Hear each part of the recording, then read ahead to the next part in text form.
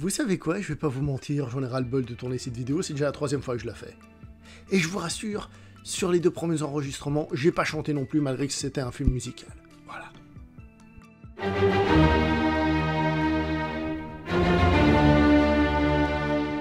Bonjour à vous cinéphiles, bienvenue dans cette vidéo, cette critique en post-projection consacrée au film La Voie du Succès, réalisé par Nisha Ganatra, une réalisatrice qui a déjà fait un film qui a été chroniqué sur cette chaîne, à savoir Late Night, je vais dire Late Show, non, Late Night, qui est une vidéo qui a floppé, et forcément, quand une vidéo flop, qu'est-ce qu'on fait sur YouTube? Eh ben, on fait une vidéo sur le prochain film, pardon, de la réalisatrice.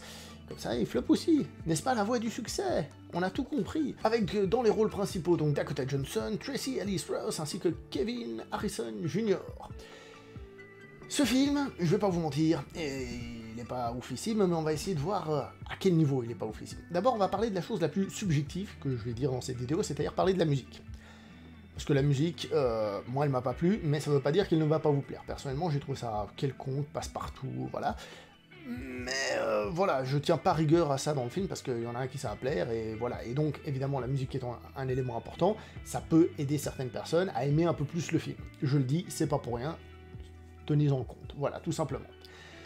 Donc, ce film, comme j'ai dit, il a des petits défauts, en fait, je vais même être honnête, il a des petits défauts partout, voire des défauts moyens, en fait, partout, mais qui, unis, font de ce film un truc qui est pas génialissime et qui est pas très réussi. Attention, je suis pas en train de dire que c'est une grosse daube finie à la pisse, je suis en train de dire que le film est imparfait partout, trop imparfait partout. À commencer par les acteurs et les actrices. Est-ce que vous voyez l'affiche qui est à côté de moi? Là, vous devez voir normalement Dakota Johnson avec un sourire un peu niais, comme ça. Est-ce que ça vous semble être une interprétation, enfin quelque chose de bien? Alors, on se base là-dessus pour dire que oui, elle fait une émotion, etc., on comprend l'émotion, mais si vous êtes comme moi, vous voyez qu'il y a un truc qui cloche. Bon, c'est une affiche, hein, faut faire passer l'image fortement et tout. Le problème, c'est que c'est comme ça dans le film. Les interprétations, en règle générale, du film, j'ai trouvé qu'elles n'étaient pas folles. Je pense qu'il y a des problèmes de direction d'acteurs dans le film, et ça s'en ressent pas mal. Alors attention, comme sur l'affiche, ils font les émotions, la tristesse et tout ça, et des fois, c'est pas si mal. Mais très souvent, j'ai trouvé que ça sonnait faux, il y a un truc, il y a un truc qui collait pas dans leur interprétation, quelque chose qui était soit fait un peu de... pas au bon moment, ou alors pas tout à fait avec la bonne intensité, ou alors pas exactement comme il fallait, enfin bref, j'ai trouvé qu'il y avait un petit souci de direction d'acteur.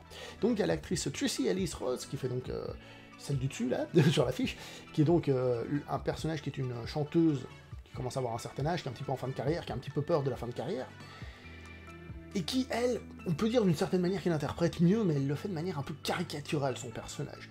Et donc, du coup, j'ai jamais accroché à son personnage. Si vous voyez ce qui est écrit sur l'affiche, on nous dit que c'est une diva, donc c'est censé être certes une chanteuse, hein, mais aussi une qui est un petit peu casse-pompe. Et elle l'est un peu, mais tout petit peu, c'est-à-dire, oui, il y a des moments où elle fait la patronne, on va dire un peu méchante, comme ça, mais pas spécialement trop développé dans le film, c'est pas spécialement mis en avant. On va nous montrer donc qu'elle a des failles, hein, qu'elle a aussi son petit cœur et tout, ce qui est bien sur le papier, mais encore une fois, ça, c'est pas très bien fait non plus. C'est pas très bien développé, ce qui fait que le personnage est à mi-chemin entre les deux, elle fait les deux, et aucun ne fonctionne réellement, et donc on est un petit peu comme ça. Vous l'aurez remarqué, je pars un petit peu sur les soucis d'écriture, parce que pour moi, le film a des soucis d'écriture, entre autres au niveau des dialogues. Je trouve que les dialogues du film font très niais, et parfois pas très naturels. Alors il y a une scène que je vais prendre comme exemple, qui va revenir aussi à un autre moment. Il y a un moment où il y a un personnage qui doit chanter devant un micro, puis premier essai ça fonctionne pas, deuxième essai ça fonctionne pas, il y a un truc qui cloche, et donc il y a le personnage de Dakota Johnson qui va parler à celui donc interprété par Kelvin Harrison Jr., Kelvin, pas Kevin, et lui sort une petite phrase, il rigole un petit peu, puis après il chante, et évidemment il se libère. Alors qu'est-ce qu'on a comme défaut scénaristique là-dedans? D'abord c'est ultra cliché, c'est déjà vu 1 milliard de fois, à l'image du film. Ensuite, le dialogue qu'on a à ce moment-là, je l'ai pas trouvé terrible, j'ai trouvé qu'il faisait creux, qu'il faisait forcé, c'est pas le moment de connexion où elle lui dit un truc sympa, puis on voit qu'il y a un petit truc, non, au contraire, j'ai trouvé que c'était vide, bon là, je l'ai pas, mais le dialogue, il manquait de puissance, à ça vous rajoutez l'interprétation des acteurs que, comme j'ai dit, j'ai pas trouvé fou, hein. Alors, il faut aussi tenir en compte que, comme j'ai dit, hein, tout n'est pas dégueulasse, ce sont des défauts, et en fait, tout ça se cumule, c'est-à-dire, peut-être que l'acteur est en fait meilleur, mais comme le dialogue qu'il doit dire est pas ouf, puis que du coup l'interprétation pas géniale, on a l'impression que c'est beaucoup plus gros, etc. Donc c'est un effet boule de neige où les défauts s'accumulent les uns aux autres. Donc ça, c'est au niveau du scénario classique, de dialogue qui manque un petit peu à gauche, à droite dans le film, des retournements de situation déjà vus 1 milliard de fois, bla bla bla bla bla. Et même la fin, qui peut-être aurait quelque chose à raconter, et ben je trouve qu'elle n'arrive pas à nous embarquer dans l'émotion ni quoi que ce soit. Autre souci du film, la mise en scène. Alors, la mise en scène, encore une fois, elle n'est pas dégueulasse à chier, hein, c'est pas que c'est irregardable, mais elle n'arrive pas à passer une vitesse au moment de nous toucher émotionnellement.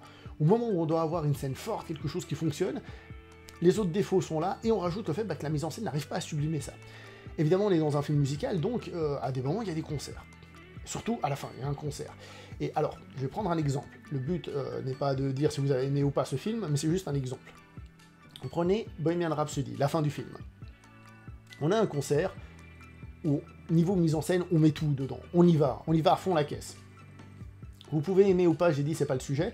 Le truc, c'est juste que, en fait, en y allant à fond la caisse, le but, en tout cas, c'est d'essayer de faire ressentir que là, il y a un truc de très fort qui se passe. Et bien, dans ce film, tout est réalisé de manière très plan-plan, et les passages chantés aussi. Alors, par exemple, lors du concert auquel je pense, il y a un travelling autour d'un acteur, un travelling autour d'un autre acteur qui s'enchaînent, et ils sont, on va dire, il y a du flou derrière eux. Ok, d'accord, il y a un petit truc, mais c'est tout, et c'est juste un ou deux petits plans, après on revient sur des trucs plan-plan et tout, et ça n'embarque pas. Le film n'arrive pas, dans sa mise en scène, à créer les moments forts et touchants. Donc ce n'est pas aidé par le scénario, par les dialogues, ce n'est pas aidé par l'interprétation, et ce n'est pas aidé par la mise en scène. Ce qui fait que le film, au lieu d'avoir des pics émotionnels, il reste plat comme ça, sans saveur d'une certaine manière. Je vais donc reprendre la scène que je disais, avec le chanteur qui essaie de chanter au début et qui n'y arrive pas. Ça, c'est plutôt au niveau du son. Quelle est l'astuce classique que l'on fait normalement à ce moment-là? Donc quand il chante la première fois, on sent que ça colle pas, la deuxième fois on sent que ça colle pas, et la troisième, c'est censé être justement un moment de connexion.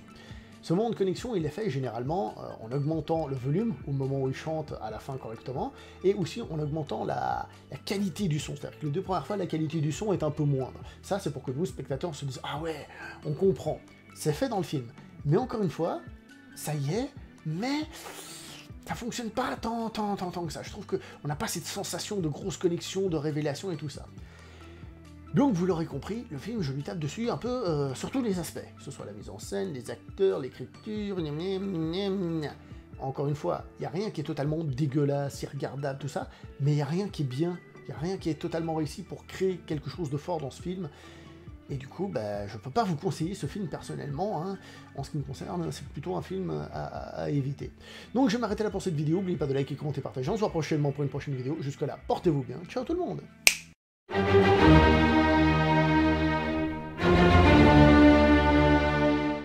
Et non, je peux pas chanter.